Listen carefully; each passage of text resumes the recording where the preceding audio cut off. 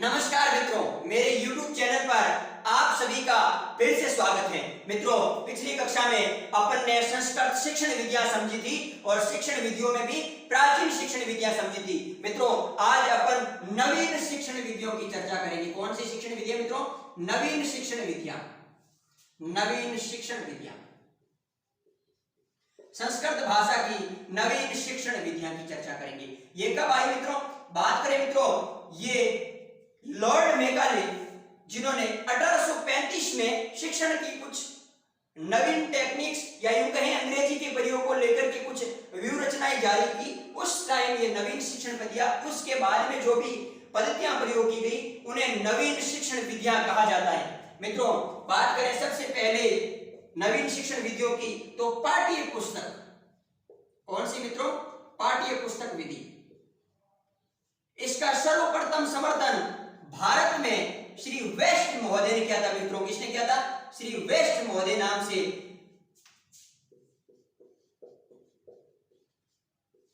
Shri waste महोदय ने इसका भारत में सर्वप्रथम समर्थन किया। मित्रों, इसमें क्या होता था कि ये लेवल के अनुसार बनाई गई पाठ्य पुस्तकें। जैसे इसमें सबसे पहले वर्ण सिखाए जाते बालकों को, उसके बाद में पद या शब्द यूं कहें या फिर वाक्य, उसके बाद में वाक्य के बाद में मित्रों आपके अनुच्छेद, यानी कि ये एक क्रम रहता था पाठ्य पुस्तक विधि में। बात करें मित्रों, ये विद्यार्थी एवं शिक्षक दोनों के लिए उपयोगी थी। निर्देशन देने के लिए, अध्यापन करवाने के लिए दोनों के लिए उपयोगी थी। बात करें मित्रों इसके कुछ उद्देश्यों की, तो इसमें उद्देश्य ये था कि स्वतंत्र अध्ययन हो सके, विद्यालय समय, पाठशाला समय के पश्चात किस प्रकार अध्ययन हो सके, इसको ध्यान में रखते हुए विधि लाई गई। मित्रों, इसके गुणों की चर्चा करें तो ये अपने आप में शब्दों को सरल रूप में देकर के संस्कृत को सरल तरीके से करने के लिए लाई गई, स्वाध्याय बढ़ाने के लिए, स्मरण शक्ति का विकास करने के लिए, ये कुछ इसके उद्देश्य थे। संस्कृत का जो मूल पाठ है, जैसे शब्द रूप, धातु रूप, उन सबको एक लिखित सामग्री के रूप में देने के उद्देश्य से ये विधि लाई गई। इसके कुछ दोष की, तो इसमें क्या होता था मित्रों, ये एक यूं कहें कि रसहीन पद्धति थी। इसमें विद्यार्थी निष्क्रिय हो जाते थे, क्योंकि विद्यार्थी को कुछ करना ही नहीं पड़ता था, शिक्षक पढ़ा रहे होते थे। इस तरह से इस विधि के कुछ दोष भी हैं।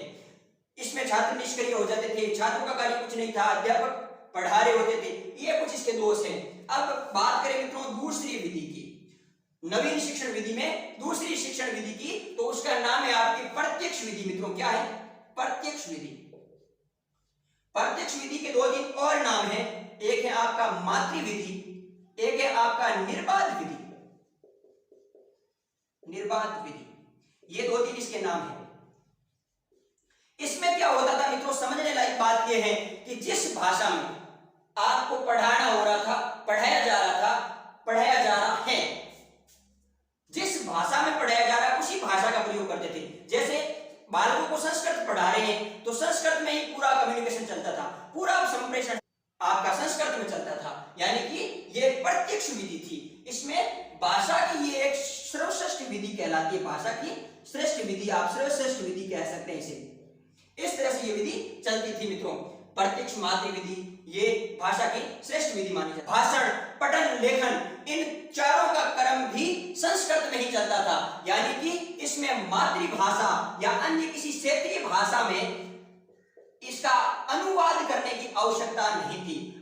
मातृभाषा या क्षेत्रीय भाषा में इसका अनुवाद करने की आवश्यकता नहीं थी। इस तरह से ये विधि चलती थी।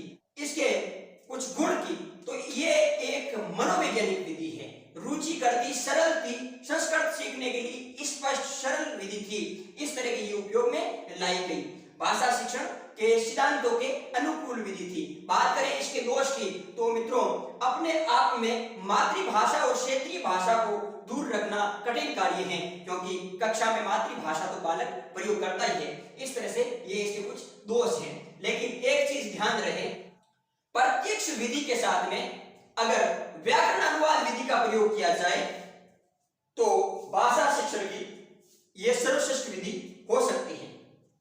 बात करें मित्रों तीसरी विधि की, तो तीसरी विधि है आपकी हर्बर्ट पंचपदी विधि। कौन सी मित्रों? हर्बर्ट पंचपदी विधि। तीसरी विधि है आपकी हर्बर्ट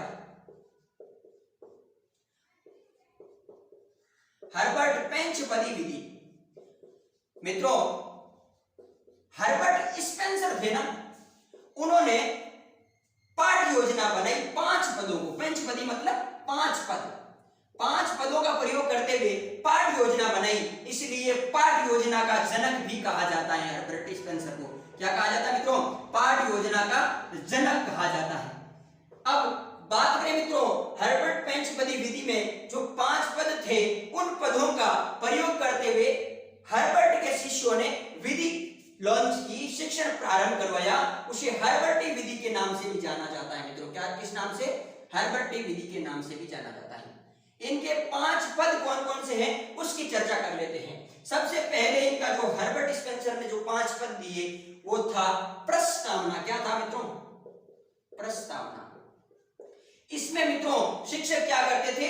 बालकों के ज्ञात से अज्ञात सूत्र का प्रयोग करते थे, सरल से कठिन, सरलात् कठिनम प्रति, ज्ञातात् अज्ञातम प्रति, ये शिक्षण सूत्र प्रयोग करते हुए अध्ययन करवाते थे और इसी से पाठ आगे बढ़ाते थे कि विद्यार्थियों को कितना आ रहा है और उसको सहसंबंध करते हुए सहज रूप में अध्ययन आगे बढ़ता था। ये प्रस्तावना इनकी पहला पद है। बात करें मित्रों प्रस्तावना के बाद में दूसरे पद की, तो दूसरा पद था प्रस्तुतिकरण। क्या था मित्रों? प्रस्तुतिकरण। इसमें क्या होता था? शिक्षक आदर्श वाचन करते थे, विद्यार्थी अनुकरण वाचन करते थे और शिक्षक जो है बालकों की अशुद्धि का संशोधन करते थे मित्रों, और इसके अलावा काठिन्य निवारण, ये सब इसके अंदर चलता था प्रस्तुतिकरण में। इसके बाद में इनका तीसरा पद है वो है मित्रों तुलना। क्या है? तुलना। इसमें क्या होता था? कठिन पदों को या फिर कठिन वाक्यों को दृश्य सर्वे सामग्री प्रयोग करते हुए या फिर दूसरे पार्टी को तुलनात्मक रूप में लेते हुए हल करते थे, जिससे ज्ञान स्थायी हो जाए, तुलना करके सिखाते थे। यानी कि प्रस्तावना, प्रस्तुतिकरण, तुलना, ये कुछ इनके क्रम थे। बात करें मित्रों चौथे जो 14 पद हैं उसकी, तो ये आपका था सामान्यकरण। क्या था मित्रों? सामान्यकरण। विद्यार्थियों को शिक्षक ने जो पढ़ाया उसका निष्कर्ष तक पहुंचना, सामान्यकरण। और आखिरी जो पद था वो था अनुप्रयोग। इसमें क्या होता था मित्रों कि बालकों ने कितना सीखा, शिक्षक ये देखते थे, लिखित या मौखिक रूप से बालकों की परीक्षा लेते थे कि बालकों ने आखिर कितना सीखा। इस तरह से ये आपकी नवीन शिक्षण विज्ञान थी। आज अपन ने इसकी चर्चा की। सबसे पहले आपकी पाठ्य पुस्तक विधि, उसके बाद में आपकी प्रत्यक्ष विधि और आखिर ये आपकी हर्बर्ट पंचपदी विधि। ये 3 जो है नवीन शिक्षण विधियां थी। इसके बाद में अपन बात करें मित्रों व्याकरण शिक्षण विधियां। किसकी मित्रों? व्याकरण शिक्षण विधियां की। व्याकरण शिक्षण विधियां की, इनमें अपन ने कुछ की चर्चा कर रखी है मित्रों, कुछ की अपन ने चर्चा प्राचीन शिक्षण विधियां और नवीन शिक्षण विधियों में चर्चा कर रखी है और कुछ की चर्चा अभी कर लेते हैं। जैसे इसमें जो 4-5 विधियां जिनकी चर्चा अपन ने कर रखी है, सबसे पहले सूत्र विधि, सूत्रों के माध्यम से व्याकरण सिखाना। जैसे आद गुण है, अकु विसर्जन कंठ है, यानी कि तमाम सूत्र का प्रयोग करते हैं। अक्षवर्ण दीर्घ संधि का सूत्र है। इस तरह से ये आपके व्याकरण शिक्षण की सूत्र विधि चलती थी, उसकी अपन ने चर्चा कर रखी है। इसके अलावा पारायण विधि है मित्रों। पारायण के अलावा बात करें मित्रों व्याकरण अनुवाद विधि, भंडारकर विधि, ये सब अपन ने चर्चा कर रखी है। इसके अलावा पाठ्य पुस्तक विधि जिसकी चर्चा अभी अपन ने पीछे की है। अब मित्रों उन 4 विधियों की चर्चा करते हैं। पहले नहीं समझा, अब समझ लेते हैं।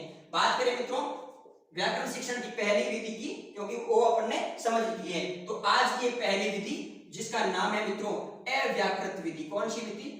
अव्याकृत विधि। इसको मित्रों भाषा संसर्ग विधि भी कहते हैं। क्या कहते हैं मित्रों? भाषा संसर्ग विधि भी कहते हैं। बात करें मित्रों अव्याकृत विधि में, इसमें क्या होता था मित्रों, जो कक्षा चल रही थी वो उसी रूप में चल रही होती है। जैसे संस्कृत की कक्षा चल रही है तो उसमें अव्याकृत का मतलब व्याकरण के नियम नहीं बताना, इसमें व्याकरण के नियम अलग से नहीं बताए जाते थे, यानी कि भाषा के माध्यम से व्याकरण सिखा दी जाती थी। जैसे आप कोई पाठ पढ़ा रहे हैं और बीच में एक शब्द आया मित्रों, जैसे गणेश, गण धन ईश बराबर गणेश, जगदीश, जगत धन ईश बराबर जगदीश। इस तरह से ये संज्ञा चलती है, व्यंजन संधि, पीछे गुण संधि।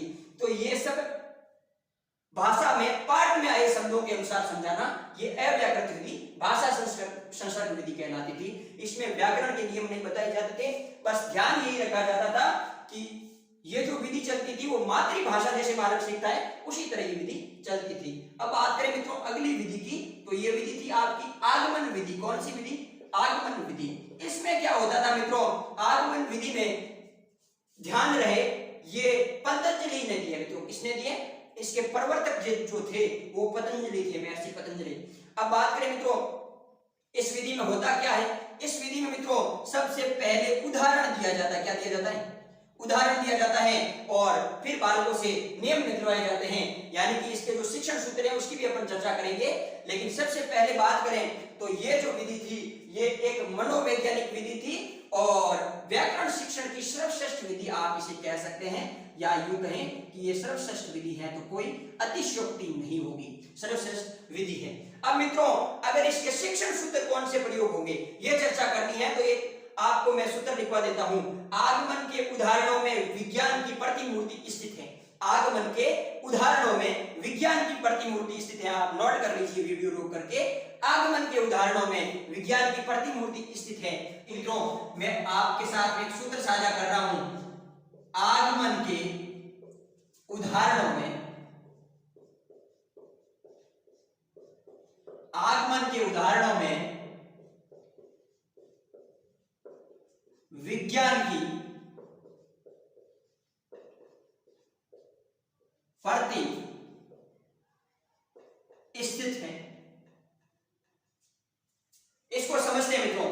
ये जो है शिक्षण सूत्र आपके लिए सरल रूप में कैसे हो इसको ध्यान में रखते हुए बनाया है। मित्रों आगमन से निगमन की ओर, इसमें शिक्षण सूत्र बनेंगे आपके मित्रों। आगमन से निगमन की ओर, उदाहरण से नियम की ओर,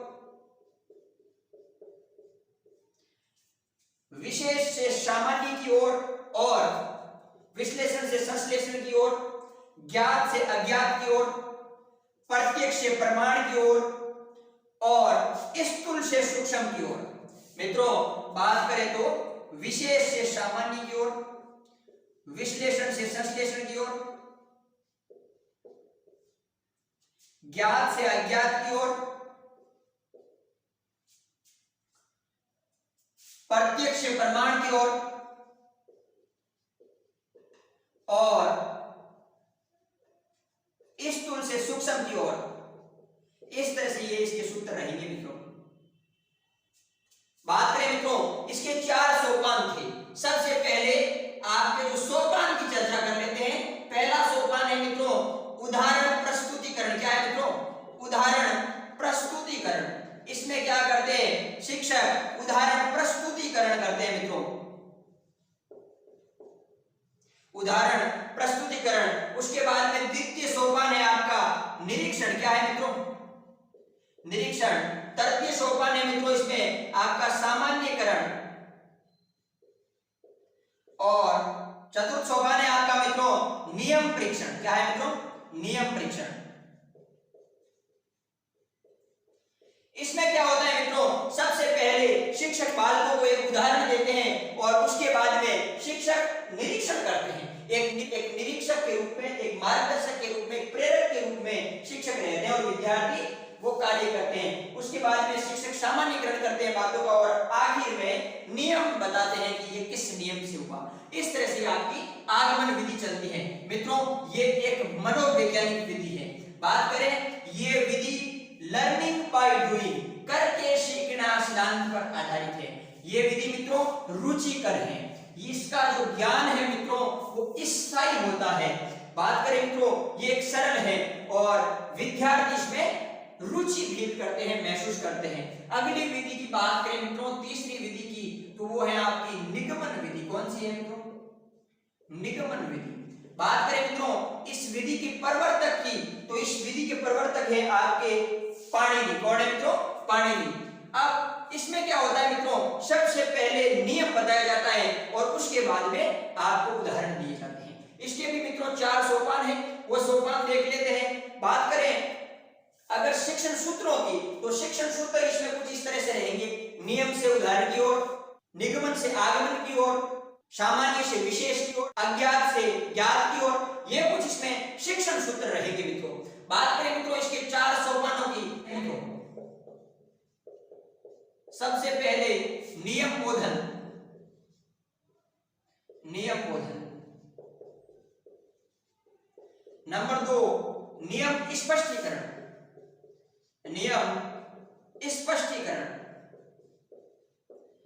नंबर 3 नियम परीक्षण।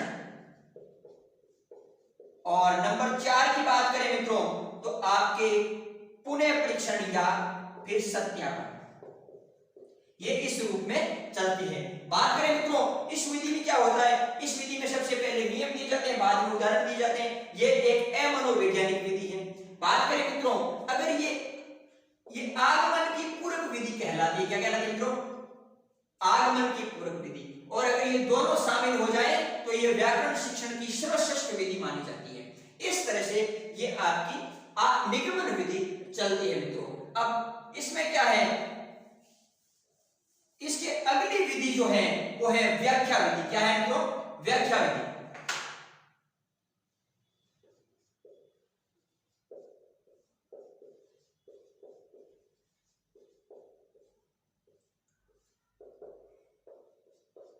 ये मित्रों व्याकरण शिक्षण की प्राचीन विधि है, परंपरागत विधि है।